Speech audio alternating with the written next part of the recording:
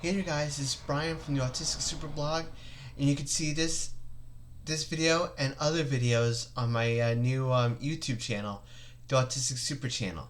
This is going to be another installment of the SuperBlog Versus. In this case, WWE Hell in a Cell. For those of you who may not know, and for those of you who do know, this is where I kind of give my predictions and prognostications on what's going to happen with WWE events and how it's going to play out in the future. So, with that being said, I'm looking at the WWE official website, and it only has 5 matches. Pretty standard fare for 2020, especially with the COVID coronavirus chaos happening as it's been. So, let's see who's going to be going on in this bloodbath. Otis versus Miz. The winner gets the Money in the Bank contract. Hopefully, I hope that the Miz gets it. Nothing against Otis. I just feel like they broke up Heavy Machinery a little too early. I feel like the Miz is a better suit for this.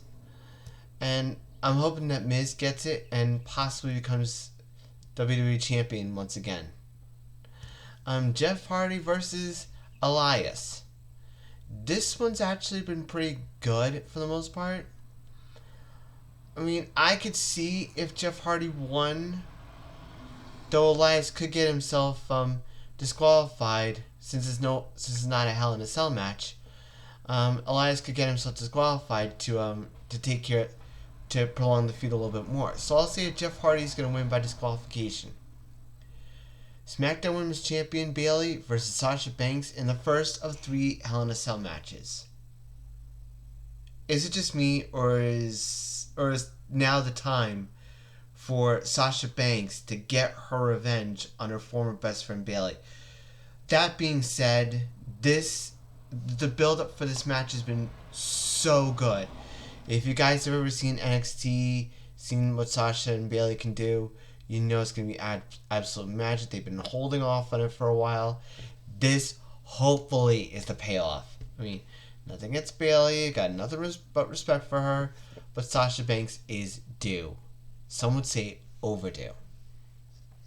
And WWE Champion Drew McIntyre defends against Randy Orton in the Hell in a Cell match. The second Hell in a Cell match of 3. I wouldn't be so surprised if Randy Orton won, but they've been building Drew McIntyre up so much during this feud that I'll say that Randy Orton's gonna win. But if he doesn't, it's not gonna be for lack of trying. He doesn't need his victory as much as Drew McIntyre does, so I might just change my mind and say Drew McIntyre wins. Universal Champion Roman Reigns, the Tribal Chief, versus Jey Uso in the third of 3 Hell in a Cell match. This one's very interesting because it's an I Quit match. Something that's never been done before in Hell in a Cell history. I mean, usually there's been a lot of shenanigans. Last year's Hell in a Cell between Fiend and Seth Rollins comes to mind. But more importantly than all that, it's always been pinfall or submission. I think that Jey Uso has been built up really strong in this feud. Both of the Usos have been in this feud.